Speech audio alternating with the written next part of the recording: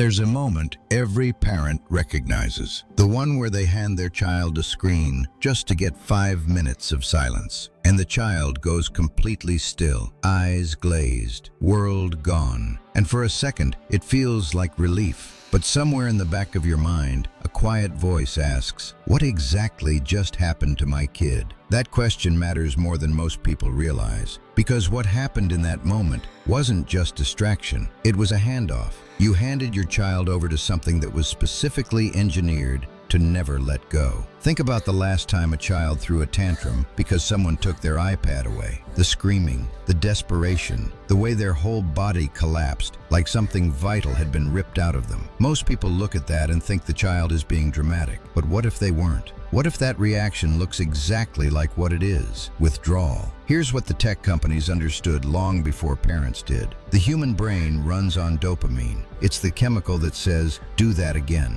It fires when something feels good, when something is unpredictable, when something gives you just enough reward to keep going. Slot machines are built around this. So are social media feeds. And so, quietly, are the apps your child spends 6 hours a day inside. Every notification, every new level, every little sound effect. Each one is a tiny dopamine hit. And a child's brain, still forming, still learning what the world feels like, is far more vulnerable to this than an adult's. Their prefrontal cortex, the part that says, maybe I should stop, won't even be fully developed until they're 25. They are playing a rigged game against billion-dollar engineers, and they don't even know there's a game. But here's what really doesn't get talked about. It's not just that the iPad is addictive, it's that the real world stopped competing. Think about what childhood felt like before constant stimulation, boredom, long afternoons, the quiet discomfort of not knowing what to do with yourself. That boredom,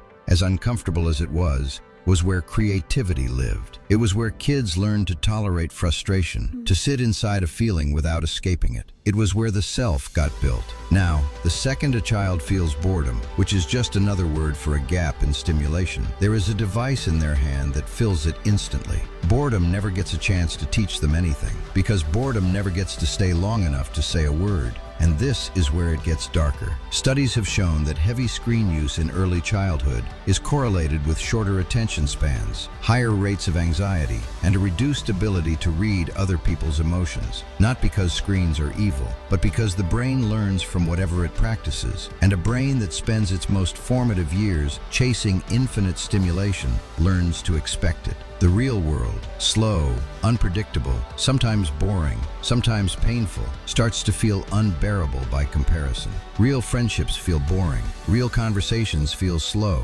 Real effort feels pointless when the screen offers reward without any of it. Pause and sit with that for a moment. An entire generation is being calibrated to find reality disappointing. Not because the world got worse, but because the alternative got too good. And the cruelest part? Most parents handed their kids the screen because they were exhausted, because the world handed them impossible standards and no support and 1,000 things to carry at once. So they reached for the one thing that bought them silence, the one thing that actually worked. This isn't a story about bad parenting. It's a story about a system that found the cracks in human exhaustion and quietly built a product to live there. The tech companies didn't break your child. They found the most tired version of the most loving parent, and they handed them a solution that works perfectly in the short term and costs something enormous in the long term. So what do you do with that? You can't undo it overnight. You probably can't undo it at all without a fight. But the first step isn't restriction.